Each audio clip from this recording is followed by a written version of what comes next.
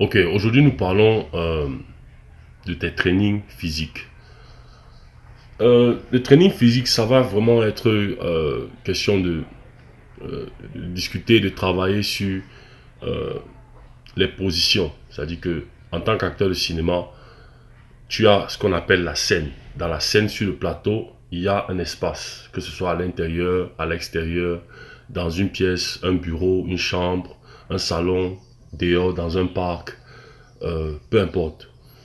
Et il y a le plan, je crois que j'ai parlé du plan, c'est-à-dire le frame, c'est-à-dire l'écran qui te filme, c'est-à-dire la caméra qui te filme, ça a un plan sur toi.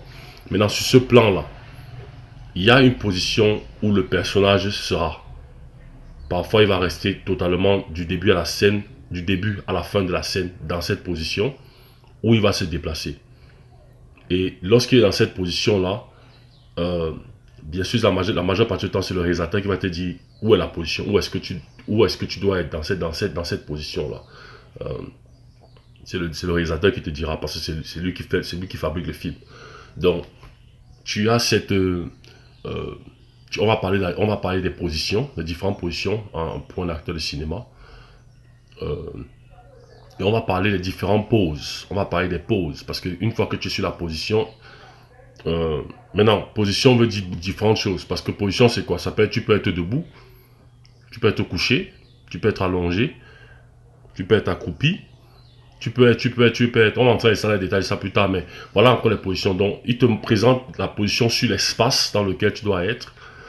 Et maintenant, ton personnage a une position, enfin, comme on dit, within the axis, c'est-à-dire que sur le plan axis, c'est-à-dire qu'il a une position à lui. Comment il est positionné? Est-ce qu'il est couché? Est-ce qu'il est debout? Est-ce qu'il est assis? Est-ce que, voilà, adossé, ce genre de choses. On parlera des détails de ça plus tard. On va parler des poses. Les poses, maintenant qu'il soit debout, dans quelle pose il est?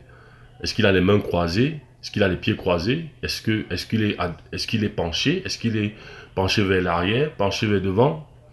Voilà. On parlera de tous ces détails-là. Ça, c'est les différentes poses. Euh, les gestuels, on parlera des gestuels. Quand il parle, quel style de gestuel il utilise pendant qu'il parle. Comme ça, tu n'as pas... Quand tu reçois souvent tes textes écrits pour un scénario et tu utilises les mêmes gestuels que tu utilises même quand tu parles dans ta vie courante. Là, tu peux décortiquer et analyser et comprendre pourquoi tel gestuel, et par rapport à ce qu'ils disent, par rapport à ce que le personnage recherche, ce genre de choses, par rapport à ce que le personnage traverse, ce genre de choses. On aura aussi le comportement. On a le comportement, c'est-à-dire le comportement, c'est l'attitude. C'est-à-dire qu'en anglais, on dit your body language, le comportement corporel du corps. Il y a le comportement corporel du corps et le comportement interne. Donc, comment il se comporte, ce personnage, durant la scène et durant le film. On parlera de ça. Ça fait partie des aspects physiques. On a ce que j'appelle le style. Je ne sais pas comment appeler ça en anglais. Ou bien, comment on dit, ne pas bouger. Rester statique. Rester, voilà, statique. En anglais, on dit still. Être still. S-T-I-2-L. Le style, c'est littéralement ne pas bouger. C'est être dans une situation où tu ne bouges pas un membre, tu ne bouges rien, mais tu es dans la conversation. C'est-à-dire que dans le dialogue ou bien dans la scène. C'est-à-dire que tu performes sans rien faire. Rien ne bouge. Ok? Et dans ça, on aura on aura le style partiel où tu performes et un membre bouge ou deux membres ou trois membres. Après le style complet ou le style maintenant où tu mixes.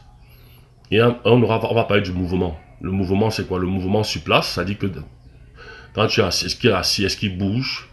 Est-ce qu'il bouge ses hanches? Est-ce qu'il se penche? Est-ce qu'il va... Ça, c'est les mouvements sur place, sur axis. Et puis, on aura maintenant le mouvement sur déplacement. Le mouvement sur déplacement, c'est est-ce qu'il se lève? Pardon, est-ce qu'il... pas sur déplacement, sur distance. C'est-à-dire marcher. Quand tu es sur une pièce, tu te lèves. Se lever, c'est un mouvement sur axis. Marcher, c'est un mouvement sur Y. Donc, je ne sais pas comment on appelle l'autre là en anglais. Donc, la distance. Donc, tu vas peut-être prendre un verre sur la table, ou bien tu vas dans le frigo pour prendre une bière. Ton personnage, bien sûr, quand je dis tu vas, ton personnage va prendre une bière, ce genre de choses. Et on va parler du vestimentaire interne. On a le training des vestimentaires, le training d'apparence, c'est plus pour le vestimentaire externe, c'est-à-dire les habits. Mais ici, pour le training physique, on va parler du vestimentaire interne. C'est-à-dire comment oui, on a le comportement, mais il y a le vestimentaire interne. Qu'est-ce que je veux dire par là? Par exemple, un basketteur, Les basketteurs sont connus parfois, pas tous, mais certains basketteurs sont connus quand ils marchent. Voilà, c'est un peu comme s'il sautait. C'est un peu comme s'il sautait. Il est un peu comme s'il est sur un ressort. C'est comme si ses tennis sont sur un ressort. Donc il marche comme s'il sautait. Il a un peu l'attitude de quelqu'un comme quand il marche comme s'il sautait.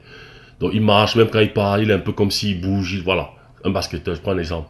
Maintenant, tu habilles le basketteur en veste. Le basketteur est habillé en veste, complet, costume, cravate, tout. Mais il marche toujours comme ça, il a toute l'énergie. Quand quelqu'un le voit, son vestimentaire interne est plutôt autre que par rapport à la veste qu'il porte. Tu comprends ce que je veux dire? Donc, on parlera de ce vestimentaire-là un peu. Et on parlera euh, de la structure physique du corps. La structure physique du corps, on parlera de ça. C'est-à-dire comment, le physical body structure, c'est en anglais. Comment le corps du personnage est, comment son corps est. C'est-à-dire quelle est sa structure physique.